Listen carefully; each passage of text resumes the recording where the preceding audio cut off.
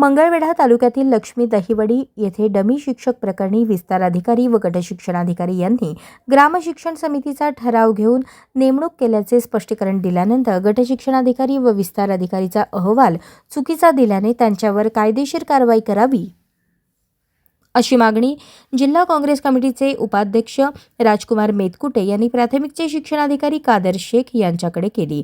तालुक्यातील लक्ष्मी दहिवडी येथील जिल्हा परिषद शाळेमध्ये डमी शिक्षक नेमणूक केल्याची तक्रार काँग्रेस कमिटीचे उपाध्यक्ष राजकुमार मेतकुटे यांनी गट शिक्षणाधिकारी दर्शन मेहता यांच्याकडे निवेदनातून केली।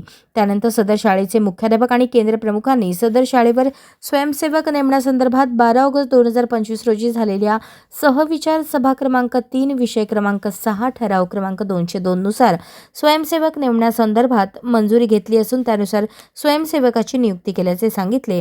मात्र शिक्षिकेने दरमहा 7,000 रुपये मानधनावर काम करत असल्याचा व्हिडिओ चित्रीकरणात जबाब दिला।